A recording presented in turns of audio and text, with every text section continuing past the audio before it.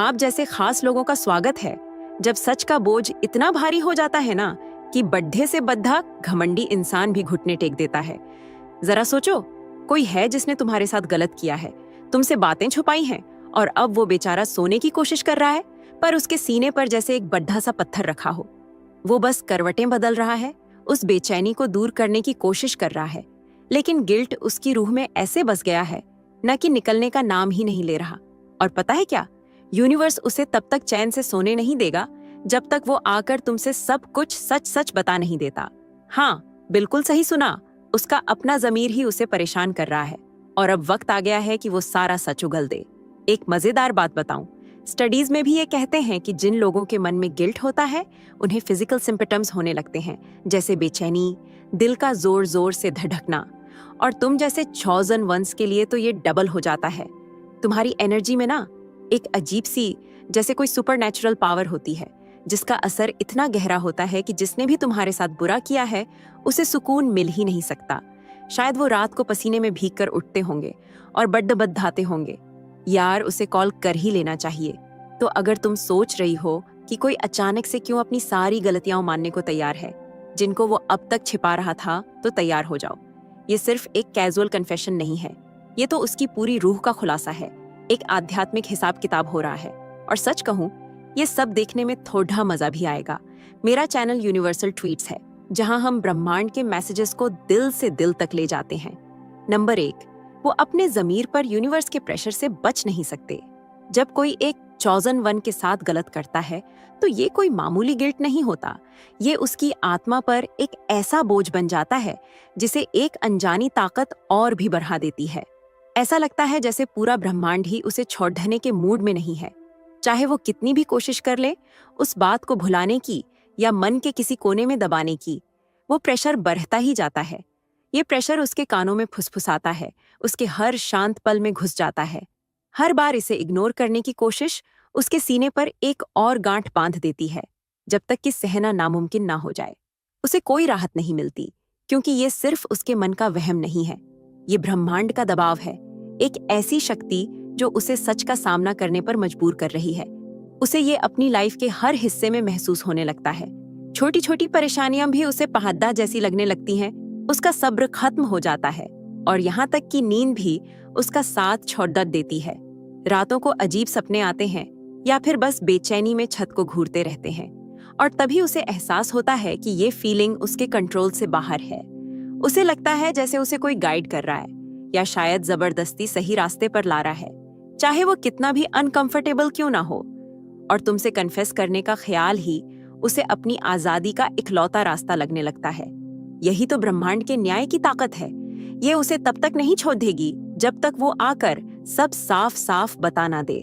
जितना वो इससे दूर भागेगा उतना ही ये बोझ उसके दिल पर बढ़ता जाएगा। जो सच वो छिपा रहा है वो उसकी रूह में एक पत्थर की तरह बन जाता है, जिसके साथ आगे बढ़ना नामुमकिन है।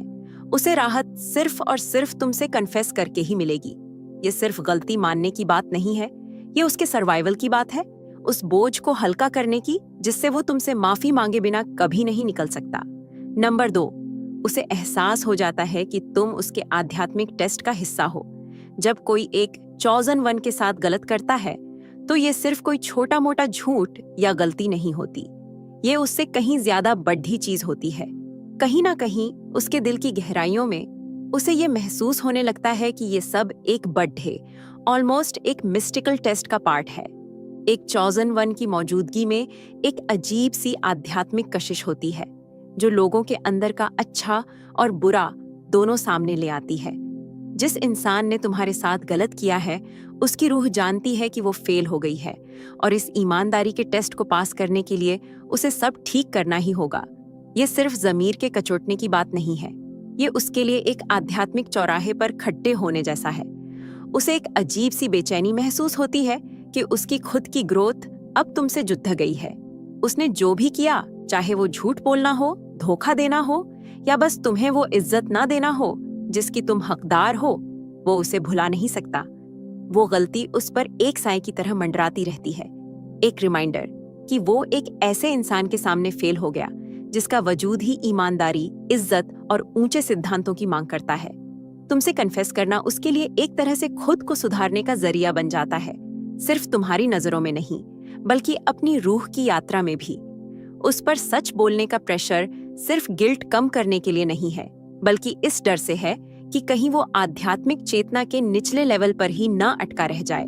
जैसे उसकी आत्मा उससे कह रही हो, तुम इस टेस्ट में फेल हो गए, लेकिन शायद अगर तुम हिम्मत करके सच बोल दो तो आगे बढ़ने का रास्ता मिल सकता है। और इसलिए वो एक अनजानी ताकत से तुम्हारी तरफ खींचा चला आता है। उसे ये एहसास हो जाता है कि इस कन्फेशन के बिना वो आध्यात्मिक रूप से कहीं का नहीं रहेगा। अपनी गलती मान लेना उसके लिए अपनी सेल्फ रिस्पेक्ट को वापस पाने का और उस फैसले से आगे बढ़ने का एक तरीका बन जाता है, जिसने उसकी रूह पर एक गहरा, ना मिटने वाला निशान छोड़ दिया है। नंबर 3, तुम्हारी मौजूदगी उसके एनर्जी फील्ड को डिस्टर्ब कर देती है। जब कोई एक चॉजन वन के साथ गलत करता है तो उसका पूरा एनर्जी फील्ड बैलेंस से हिल जाता है। एक चॉजन वन एक यूनिक फ्रीक्वेंसी रेडिएट करता है, एक ऐसी एनर्जी जो हर चीज में क्लैरिटी, ईमानदारी और सच्चाई ले आती है।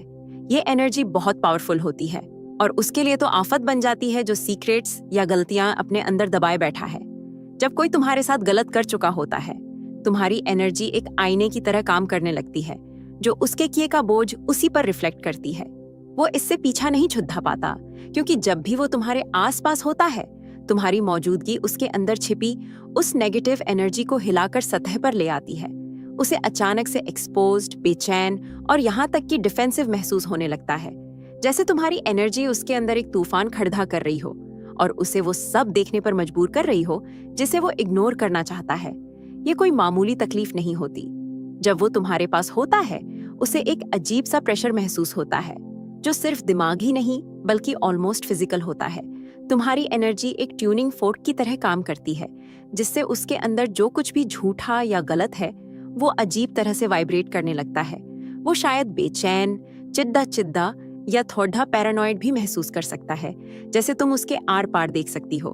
तुम्हारी मौजूदगी में उसका गिल्ट एक ऐसी चीज में बदल जाता है जिसे छिपाना नामुमकिन सा लगता है। वो इससे पूरी तरह वाकिफ हो जाता है और ये उस पर इतना भारी पड़ डसता है कि सहना मुश्किल हो जाता है। ये डिस्टर्बेंस वक्त के साथ बढ़ता जाता है और उसे एक ब्रेकिंग पॉइंट के करीब ले आता है। उसे राहत पाने का एक ही रास्ता दिखता है, आकर तुमसे सच कहना।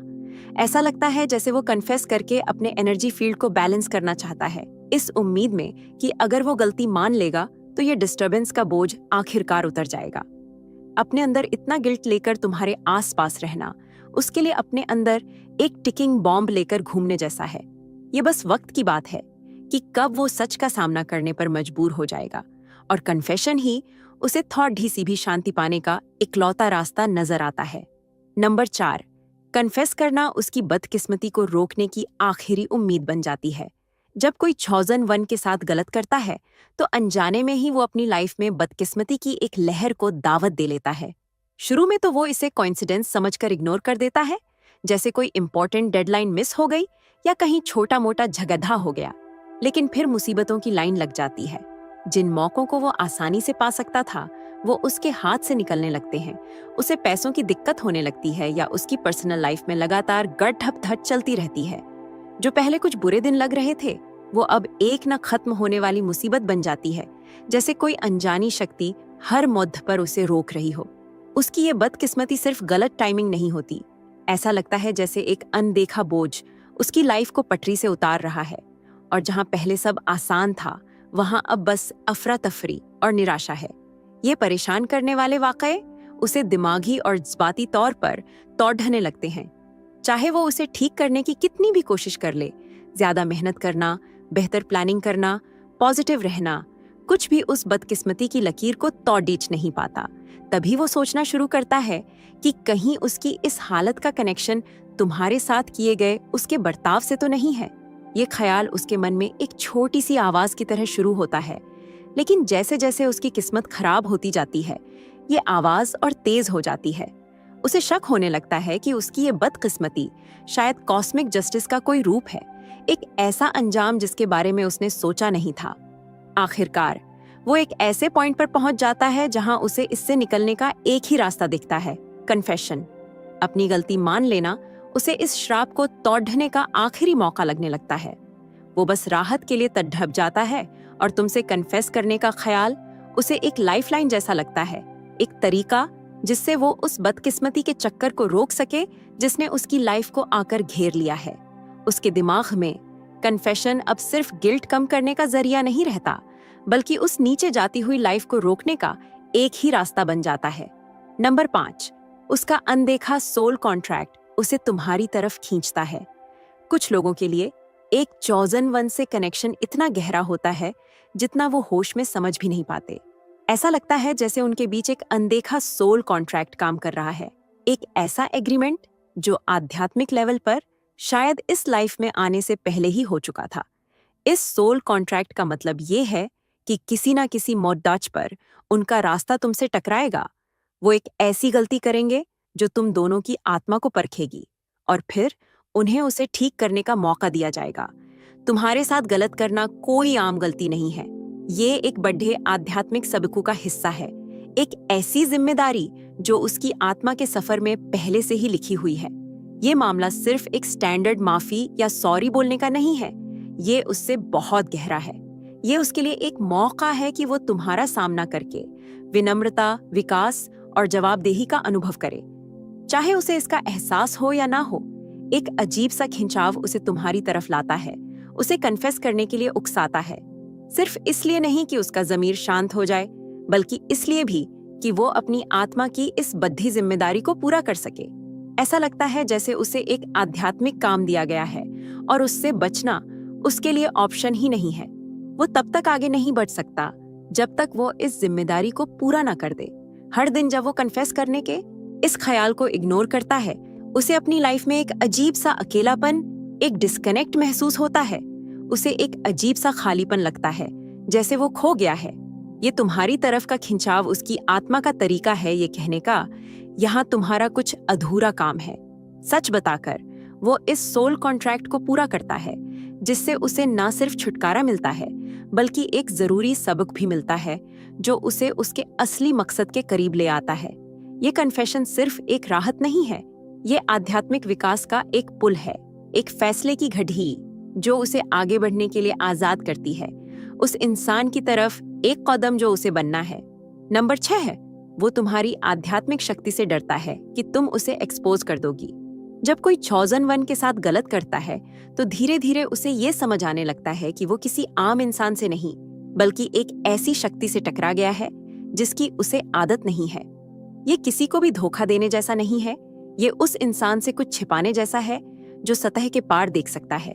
उसे ये महसूस होने लगता है कि तुम्हारा इंट्यूशन, तुम्हारी आध्यात्मिक शक्ति उसकी सोच से कहीं ज्यादा तेज है, और यही चीज उसे अंदर से डरा देती है। तुम्हारे पास एक अजीब सी काबिलियत है, तुम बातों के पीछे का मतलब समझ जाती हो, दूसरों की छिपाई हुई फीलिंग्स को महसूस कर लेती हो और नकाबों के पार देख सकती हो, और यही उसका सबसे बड़ा डर है। ये ख्याल कि शायद तुम पहले से ही सब जानती हो या आसानी से उसकी सच्चाई का पता लगा सकती हो, उसे अंदर ही अंदर खाए जाता है और एक ऐसी चिंता पैदा करता है जो उसे चैन से जीने नहीं देती। उसे डर लगने लगता है कि किसी भी दिन, किसी भी पल तुम उसे कन्फ्रंट कर सकती हो और उस सच को सबके सामने ला सकती हो जिसे वो इतनी शिद्दत से छिपा रहा है। उसके सीक्रेट्स तुम्हारी मौजूदगी में बहुत कमजोर महसूस होते हैं, जैसे तुम्हारे एक लुक या एक लफ्ज से ही वो टूट कर बिखर जाएंगे। ये डर उसके लिए एक मोटिवेटर बन जाता है जो उसे एक्सपोज होने से पहले ही कन्फेस करने पर मजबूर करता है। वो सिर्फ तुम्हारे जजमेंट से नहीं डरता, वो उस आध्यात्मिक अंजाम से डरता है जो तुम जैसे आध्यात्मिक रूप से जागरूक इंसान से सच छिपाने पर हो सकता है। उसे लगता है जैसे वो एक चट्टान के किनारे पर खड़ा है और हर झूठ के साथ वो एक बड़ी शक्ति को एक्शन लेने के लिए बुला रहा है। उसे कन्फेस करना ही आने वाले अंजाम को हल्का करने का एक रास्ता लगता है। उसे उम्मीद होती है कि अगर वो पहला कदम उठा ले, तुम्हारा सामना कर ले, तो शायद वो उस नुकसान को कम कर पाएगा जो होने वाला है। अपनी गलती मान लेना उसे एक बड़े तूफान से बचने का आखिरी मौका लगता है, एक ऐसा तूफान जिसे सिर्फ तुम्हारे अंदर की शक्ति ही शुरू कर सकती है। नंबर 7, उसका ईगो आखिरकार आध्यात्मिक अंजाम के आगे हार मान लेता है। एक ऐसे इंसान के लिए जिसने चॉजन वन के साथ गलत किया है, अपनी गलती मान लेना नॉर्मली सोचना भी नामुमकिन होता है। उसका ईगो एक किले की तरह होता है, एक ऐसी ढाल जो उसे कभी अपनी गलती मानने नहीं देती। उसका घमंड उसे हमेशा ये यकीन दिलाता है कि वो कंट्रोल में है और उसे माफी मांगने की कोई जरूरत नहीं है। लेकिन इस बार कुछ बदल जाता है। उसे अपने ऊपर एक ऐसा बोझ महसूस होने लगता है जो आम गिल्ट से कहीं ज्यादा है। ये सिर्फ उसका ज़मीर नहीं है जो उसे परेशान कर रहा है, ये एहसास है कि वो एक ऐसी शक्ति के खिलाफ खद्दा है जो उससे कहीं ज्यादा बद्धी है। जो एनर्जी वो महसूस कर रहा है वो इतनी भारी है जैसे पूरा ब्रह्मांड ही उससे सच उगलवाने की मांग कर रहा हो। और पहली बार उसे एहसास होता है कि इस आध्यात्मिक अंजाम के सामने उसका ईगो बिल्कुल बेबस है। उसके सारे बचाव इस बोझ के नीचे टूट जाते हैं। ये एक ब्रह्मांड का हिसाब किताब है, एक ऐसा अंजाम जो उसके वजूद पर वार करता है और उसके हर उस दिमागी दीवार को तोड़ देता है जो उसने खुद को बचाने के लिए बनाई थी। ये बेचैन करने वाली फीलिंग हर दिन बढ़ती जाती है, एक ऐसी बेचैनी पैदा करती है जिसे उसका घमंड भी इग्नोर नहीं कर पाता।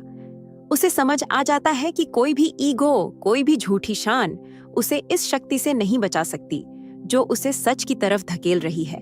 ये बोझ इतना बढ़ जाता है कि उसके पास एक ही ऑप्शन बचता है, सरेंडर करना।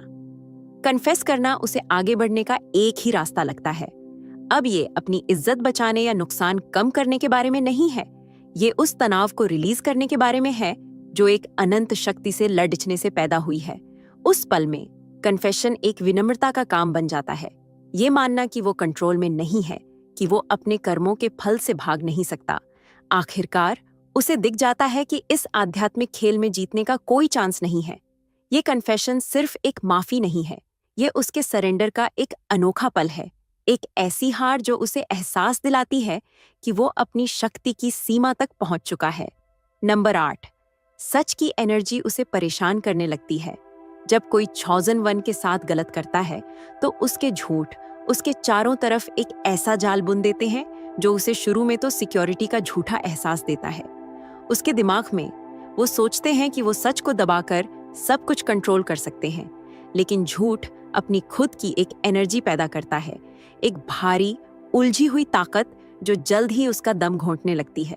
वक्त के साथ इस झूठ का बोझ इतना बढ़ जाता है कि वो एक चुभने वाली फीलिंग में बदल जाता है कि कुछ तो गड़बड़ी है।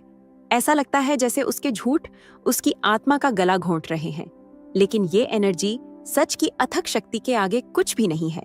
जैसे जैसे दिन बीतते हैं उसे सच की एनर्जी अपनी हकीकत में घुसती हुई महसूस होने लगती है, एक ऐसी डरावनी मौजूदगी जो उसका पीछा नहीं छोड़ती। ये अलग अलग तरीकों से सामने आती है, जैसे बार बार आने वाले सपने जो उसे उसकी गलती याद दिलाते हैं, अचानक से आने वाले मेमोरी फ्लैशेस जो उसे बेचैन कर देते हैं, या बिना किसी वजह के अचानक से उस पर छा जाने वाली चिंता। वो शायद रात के बीच में पसीने से भीगकर उठ जाता होगा और उसकी गलती के मंजर उसके दिमाग में घूमते होंगे। ये एनर्जी ऐसी नहीं है जिसे वो इग्नोर कर सके, ये उसका पीछा करती है, उसके ख्यालों में घुस जाती है और उसकी शांति भंग कर देती है। उसे महसूस होने लगता है कि कोई चीज उसका पीछा कर रही है, एक अनजानी शक्ति जो चाहती है कि उसे माना जाए। ये फीलिंग और भी गहरी हो जाती है, एक ऐसी अंदरूनी इच्छा जो उससे कहती है कि जो छिपाया है उसका सामना करो, चाहे वो कितनी भी कोशिश कर ले इससे बचने की। सच उसे लगातार अपनी तरफ खींचता है, उसे उस हकीकत का सामना करने के लिए उकसाता है जिससे वो इतने वक्त से बच रहा था। उसे एहसास हो जाता है कि इस डरावनी एनर्जी को शांत करने का एक ही तरीका है, तुमसे कन्फेस करना, ये मान लेना कि उसने क्या किया था। उस पल में उसे समझ आता है कि उसके झूठ का बोझ सच का सामना करने के बोझ से कहीं ज्यादा हल्का है। तुम्हारा सामना करके और अपनी गलती बताकर वो आखिरकार उस एनर्जी से आजाद हो सकता है जिसने उसे उलझा रखा था, और अपनी आत्मा को उन सायों से मुक्त कर सकता है जो उसका पीछा कर रहे थे। नंबर 9, उसकी आत्मा शांति पाने के लिए तुम्हारी माफी चाहती है। उसके अंदर कहीं गहराइयों में एक हिस्सा है जो एक बहुत शक्तिशाली सच को समझता है। एक चॉज़न वन से मिली माफी किसी भी और माफी से अलग होती है। ये सिर्फ एक मेहरबानी का काम या गलती को ठीक करने का तरीका नहीं है, ये एक यूनिक तरह की कृपा है, एक आध्यात्मिक मरहम जो घाव भर सकता है और बैलेंस लौटा सकता है। शायद वो इसे पूरी तरह ना समझ पाए, लेकिन उसकी आत्मा इस माफी के लिए तरसती है। उनके अंदर एक अजीब सी तड़प होती है, एक ऐसी भूख जो लफ्जों में बयान नहीं हो सकती। ये एक दिली तमन्ना है उस बोझ से आजाद होने की जो वो तुम्हारे साथ गलत करने के बाद से ढो रहे हैं। ये तलब सिर्फ इसलिए नहीं है कि तुम्हारी माफी से उनका गिल्ट कम हो जाएगा। ये उनकी आत्मा के लिए एक जरूरी एनर्जी क्लींस की तरह है। उन्हें पता है कि अपने झूठ को पकड़े रहने से उनकी रूह मैली हो गई है और उन्हें भारीपन और धुंधलापन महसूस हो रहा है। तुम्हारी माफी के बिना उनकी आत्मा जैसे एक जाल में फंसी हुई महसूस करती है, शर्म और पछतावे के बोझ तले दबी हुई। शायद उन्हें अपनी जिंदगी एक धुंध में चलती हुई लगे, जहां वो ना तो खुशी से जुद्ध पा रहे हैं, ना ही शांति से। ये एहसास कि तुम्हारी माफी ही उन्हें वो आजादी दिला सकती है जिसकी उन्हें जरूरत है, उन्हें अंदर ही अंदर खाता रहता है। एक लगातार याद दिलाता है कि क्या दांव पर लगा है। तुम्हारी माफी की ये चाहत सिर्फ एक सतही माफीनामे से कहीं ज्यादा है। ये उनकी रूह की गहराई से निकली एक तड़ेप है, उन जंजीरों से आजाद होने की जो उन्होंने खुद ही पहनी है। वो समझते हैं कि तुम्हारे पास आकर अपनी गलती मानना उस आजादी की तरफ एक बहुत जरूरी कदम है। ये खुद को उस बाती उथल पुथल से आजाद करने के बारे में है जिसने उन्हें परेशान कर रखा है, ताकि उनकी आत्मा उनके फैसलों के बोझ से ऊपर उठ सके। तुमसे कन्फेस करके वो एक तरह से खुद को फिर से पूरा महसूस करना चाहते हैं, उस हल्केपन को महसूस करना चाहते हैं जो तुम जैसे गहरे आध्यात्मिक इंसान से माफी मिलने पर आता है। तुम्हारी माफी तक का ये सफर उनके लिए खुद को बचाने की एक खोज बन जाता है, अपनी आत्मा को ठीक करने और उस शांति को वापस पाने का एक जरूरी कदम जिसकी वो लंबे समय से तमन्ना कर रहे हैं। नंबर 10, वो तुम्हारी इज्जत वापस कमाना चाहते हैं, भले ही वो इसके लायक ना हो। उनकी इस सारी उथल पुथल के दिल में एक गहरा एहसास छिपा है कि तुम्हारी इज्जत बहुत पाक है, एक अनमोल हीरे की तरह जिसे उन्होंने अपने कामों से खो दिया है। उन्हें पता है कि उन्होंने क्या खोया है और ये बात उन्हें अंदर से खाई जाती है। फिर भी इस सच्चाई के पल में उन्हें अपने अंदर एक हलचल महसूस होती है, एक बेचैन करने वाली इच्छा कि वो कन्फेस करें, अपनी सारी गलतियां तुम्हारे सामने रख दें, इस उम्मीद में कि शायद उस इज्जत का एक छोटा सा टुकड़ा ही उन्हें वापस मिल जाए। उनके लिए तुम्हारे सामने ईमानदार होना दुनिया से मिलने वाली किसी भी तारीफ से ज्यादा मायने रखता है। तुम्हारी राय सिर्फ एक और जजमेंट नहीं है, ये उस इंसान का अक्स है जो वो हो सकते थे अगर वो गिल्ट और शर्म में डूबे ना होते। वो तुम्हें एक आईने की तरह देखते हैं, एक ऐसा आईना जो सिर्फ उनकी नाकामियों को ही नहीं बल्कि उनके सुधरने की क्षमता को भी दिखाता है। तुम्हारी मौजूदगी में उन्हें एक उम्मीद दिखती है, चाहे वो कितनी भी छोटी क्यों ना लगे। कन्फेस करने और तुम्हारी थोड़ी सी भी इज्जत वापस पाने का ख्याल उनके लिए उम्मीद की किरण बन जाता है। वो तुम्हारे सामने खड़े होना चाहते हैं, अपना सारा घमंड और अपनी कमजोरियां उतार कर और अपना सच बताना चाहते हैं। ऐसा करके वो सिर्फ तुम्हारी मंजूरी नहीं मांग रहे, वो खुद का एक अलग रूप देखना चाहते हैं, एक ऐसा रूप जिसमें ईमानदारी, सच्चाई और बदलने की क्षमता हो। ये पल सिर्फ पछतावे के बारे में नहीं है, ये बदलाव की संभावना के बारे में है। वो जानते हैं कि शायद वो इस वक्त तुम्हारी इज्जत के लायक नहीं है, लेकिन इसे कमाने की इच्छा उन्हें आगे बढ़ाती है। ये एक जबरदस्त ताकत है जो उन्हें अपनी गलतियों का सामना करने और उस ईमानदारी को खोजने के लिए धकेलती है जो तुम्हारे बीच की दरार को भरना शुरू कर सकती है। वो चाहते हैं कि उन्हें सिर्फ उनकी गलतियों से ना जाना जाए, वो अपने फैसलों के साए से निकलकर तुम्हारी पहचान की रोशनी में खड्डा होना चाहते हैं। कन्फेस करके वो एक नई कहानी में कदम रखना चाहते हैं, एक ऐसी कहानी जहां वो खुद को फिर से परिभाषित कर सकें और उस इज्जत को कमा सके जिसकी वो दिल से चाहत रखते हैं, और उस इंसान का सबसे सच्चा रूप बन सकें जो उन्हें बनना चाहिए। नंबर 11, उन्हें उम्मीद है कि तुम ही उन्हें अनब्लॉक करने की शक्ति रखती हो। तुम्हारे साथ गलत करने के बाद उनकी जिंदगी में एक अजीब सा ठहराव आ जाता है, जैसे सब कुछ रुक गया हो। जो रिश्ते कभी अच्छे चल रहे थे वो लड खदाने लगते हैं, दोस्त दूर होने लगते हैं या झगड़े सामने आने लगते हैं। उनका करियर जो कभी अच्छा और रोशन था अब एक जगह अटक गया सा लगता है और मौके रेत की तरह उनकी उंगलियों से फिसल जाते हैं। यहाँ तक कि उनकी सेहत भी बिगड़ने लगती है, जो उनके अंदर चल रही उथल पुथल का एक फिजिकल सबूत है। इस अफरातफरी की हालत में उन्हें एक परेशान करने वाला पैटर्न दिखने लगता है कि जिन चीजों को वो हल्के में लेते थे अब वो सब ब्लॉक हो गई हैं, जैसे किसी अनदेखी शक्ति ने खुशी और समृद्धि से उनका कनेक्शन काट दिया हो।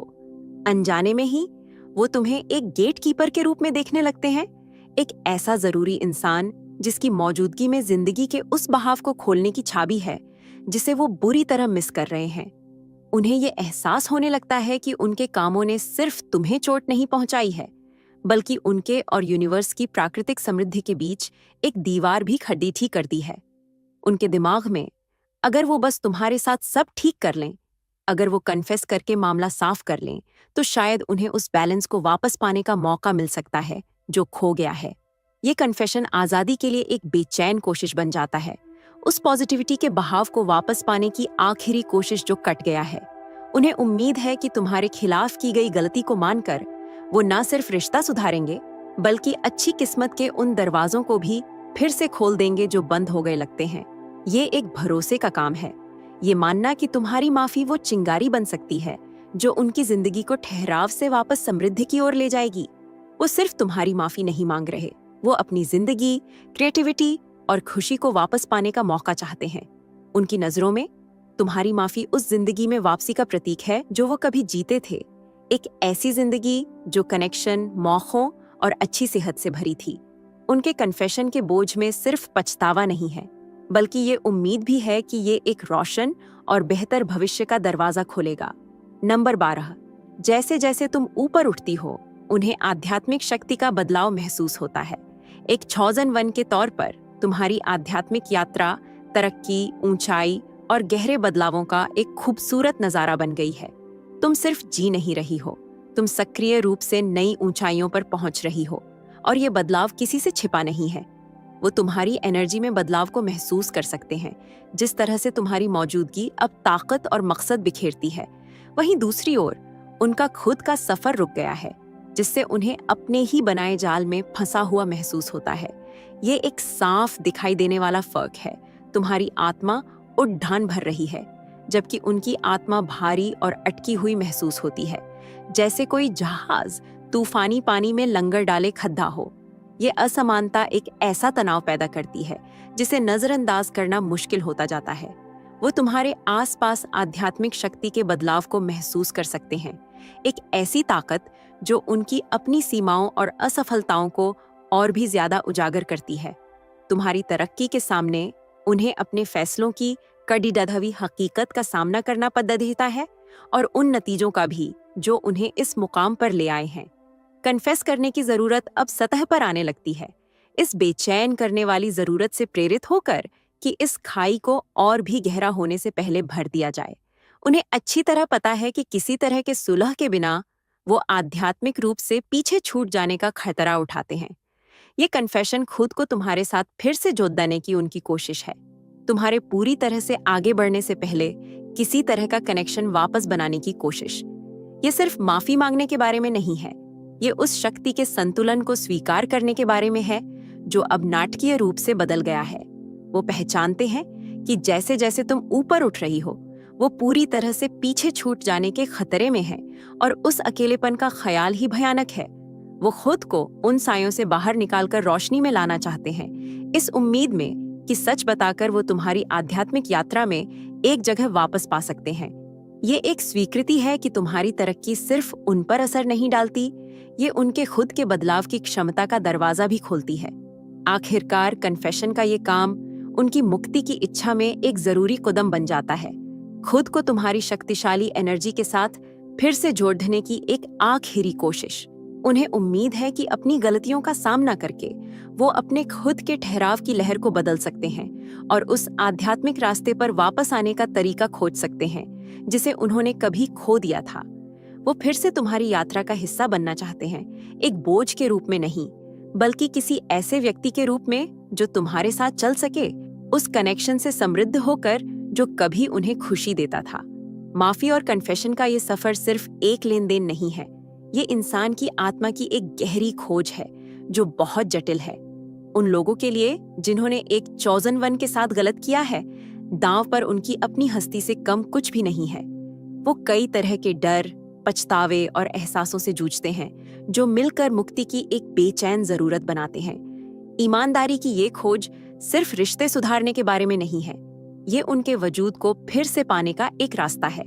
अगर आप यूनिवर्सल ट्वीट्स के माध्यम से ब्रह्मांड के संदेश को अपने जीवन में महसूस करते हैं और इसे दूसरों तक पहुंचाने में मेरा साथ देना चाहते हैं, तो सुपर थैंक्स के जरिए आपका समर्थन मेरे लिए बहुत मायने रखता है, क्योंकि यह सिर्फ एक आर्थिक मदद नहीं है, बल्कि ब्रह्मांड की ऊर्जा को और अधिक मजबूत बनाने का एक तरीका है। सुपर थैंक्स देकर आप न सिर्फ मेरे काम को सराहते हैं, बल्कि इस दिव्य यात्रा को आगे बढ़ाने में भी योगदान देते हैं। और आपका हर दान ब्रह्मांड के संदेश को और अधिक लोगों तक पहुंचाने में मदद करता है। आपका हर योगदान न सिर्फ मेरे लिए, बल्कि उन सभी के लिए प्रेरणादायक है जो सच्चाई की तलाश में हैं। तो अगर आपको ये बातें दिल से महसूस हुई, तो चैनल को सब्सक्राइब करना मत भूलना और इस सफर में मेरे साथ जुड़ जाओ। हम सब मिलकर आगे बढ़ेंगे। अगले मैसेज तक अपना ख्याल रखना। ब्रह्मांड आपका साथ दे।